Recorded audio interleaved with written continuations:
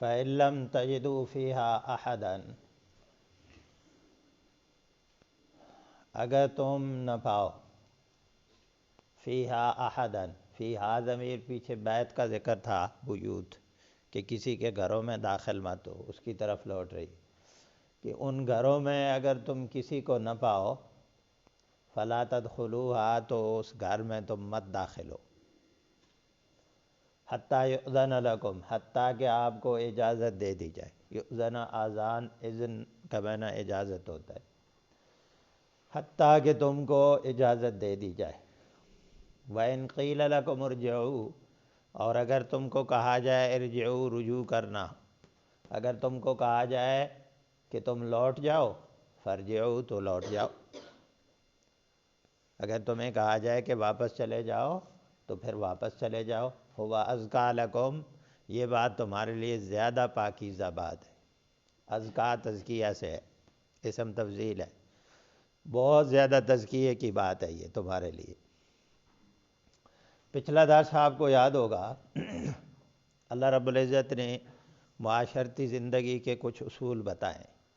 اسلام بہترین تمدن دیتا ہے کہ آپ نے زندگی کیسے گزارنی ہے۔ معاشرے کے اندر جو لوگ آپ کے ساتھ رہتے ہیں، آپ کے رشتہ دار ہیں، آپ کے پڑوسی ہیں، آپ کے محلے دار ہیں یا دوسرے لوگ ہیں، ان کے ساتھ آپ کے تعلقات کیسے ہونے چاہیے، غمی خوشی کیسے ہونی چاہیے، آپ کا لوگوں کے ساتھ آنا جانا، اس کے آداب کیا ہیں، اس کے طریقے کیا ہیں، یہ ساری چیزیں اسلام سکھاتا ہے،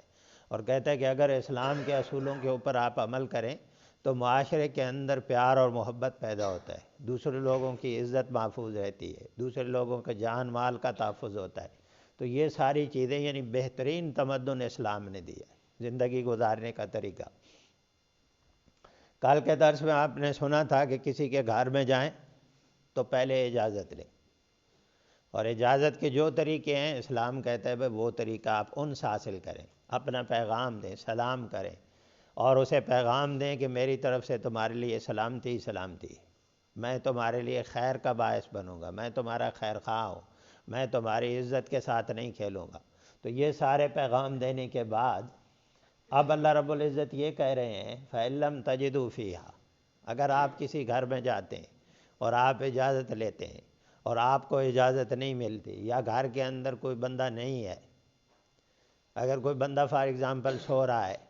آپ نے دروازے پر ناک کیا ہے، آپ کو جواب نہیں ملتا، تو آپ کو چاہیے کہ آپ واپس آ جائیں۔ یا گھر کے اندر کوئی نہیں رہا ہے، کوئی گھر کے اندر کہیں لوگ چلے گئے ہیں گھر والے، تو آپ نے اس گھر کے اندر نہیں داخل ہونا ہے، اسلام یہ کہتا ہے، چاہے آپ کے قریبی رشتہ دار ہی کیوں نہ ہو۔ پھر فرمایا اگر تم کو کہا جائے کہ تم واپس لوٹ جاؤ تو واپس چلے جاؤ۔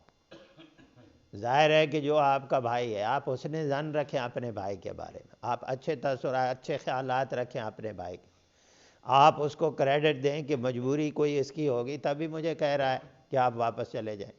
کوئی کیفیت ایسی ہوگی، کوئی حالات ایسے ہوں گے کہ یہ اس وقت میرے ساتھ نہیں بیٹھ سکتا، گھریلو حالات ہوتے ہیں،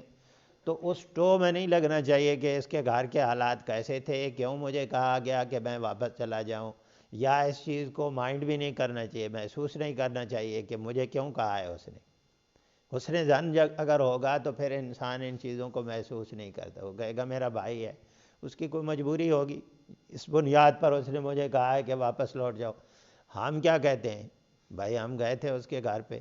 اس نے ملنے کا ٹائم ہی نہیں دیا، ملنا گوارا نہیں کیا، اس بنیاد پر ہم تمام تعلقات توڑ دیتے ہیں، ناراضگی کا اظہار کرتے ہیں۔ اسلام یہ کہتا ہے کہ اگلوں کے حالات کو سے، یعنی انسان جو ہے خود غرض نہیں ہونا چاہیے، انسان ہمیشہ دوسروں کے بارے میں سوچے، دوسروں کو پلس پوائنٹ دینا چاہیے کہ یہ کسی وجہ سے کوئی مجبوری ہوگی، اس بنیاد پر اس نے مجھے ایسا کیا، وگرنہ تو یہ میرا بھائی ہے، یہ میرا رشتہ دار ہے، یہ میرا دوست ہے، یہ مجھے ایسے نہیں لوٹا سکتا تھا۔ تو یہ اس طرح کی اگر آپ کے خیالات ہوں گے، حسن ظن ہوگا لوگوں کے بارے میں، تو معاشرے کے اندر آپ کے تعلقات ٹھیک رہیں گے، معاشرے کے اندر پیار اور محبت پیدا ہوگا۔ تو اسلام کہتا ہے کہ اگر گھر میں کوئی نہیں رہ رہا ہے، جب تک آپ کو اجازت نہ دی جائے آپ اس گھر میں داخل نہ ہوں۔ کل میں نے آپ کو بات سنائی تھی، حضرت سعد کے پاس نبی علیہ الصلوۃ والسلام تشریف لے گئے، 3 دفعہ سلام کیا، سلام کا جواب نہیں آیا، نبی علیہ الصلوۃ والسلام واپس جا رہے تھے،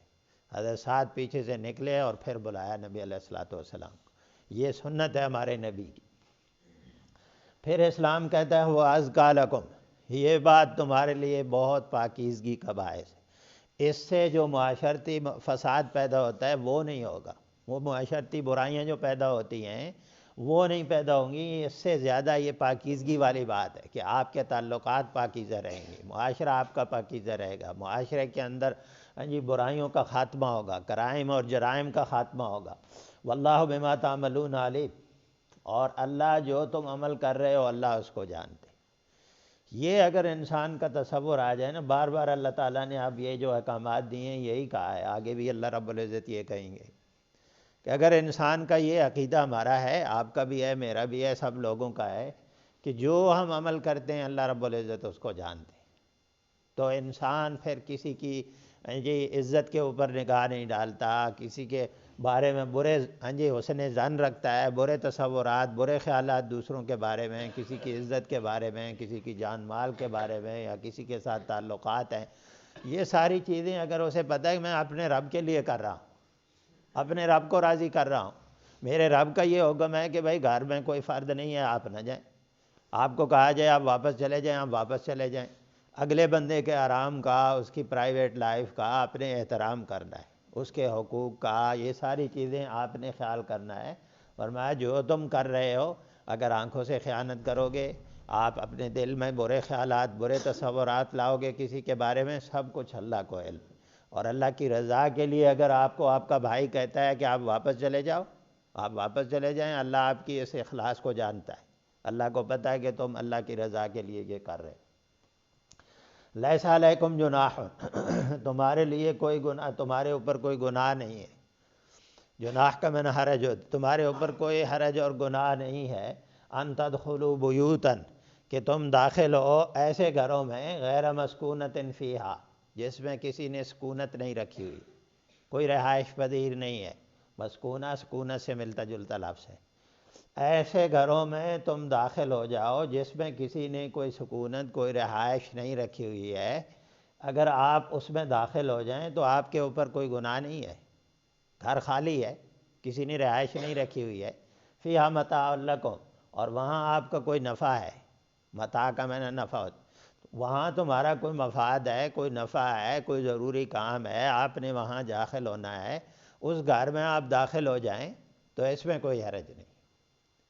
یعنی اس میں بھی اسلام کہتا ہے کہ کسی کے گھر میں آپ نے داخل ہونا ہے، وہاں کسی نے رہائش نہیں رکھی ہوئی، آپ کی کوئی ضرورت ہے وہاں داخل، بغیر ضرورت کے وہاں بھی نہ جائیں. کسی کے گھر میں جانے کی ضرورت کیا ہے اگر آپ کی ضرورت نہیں ہے، کوئی آپ کا کام نہیں ہے. تو اسلام کہتا ہے جس گھر میں رہائش نہیں ہے اس گھر میں آپ کا کوئی کام ہے، آپ کا کوئی ضرورت ہے، حاجت ہے، آپ اس میں داخل ہو سکتے. جیسے ہوٹل ہوتی ہے، سرائے ہوتا ہے، دکانیں ہوتی ہیں، خالی دکانیں پڑی ہیں، اس میں اگر آپ نے داخل ہونا ہے، کچھ دیکھنا ہے، کوئی آپ کا کام ہے، آپ داخل ہو جائیں بغیر اجازت کے. آپ ان گھروں میں داخل، یا ویسے کوئی گھر خالی پڑا ہے آپ نے اس کو دینا ہے، دیکھنا ہے، مثلا آپ کرائے پر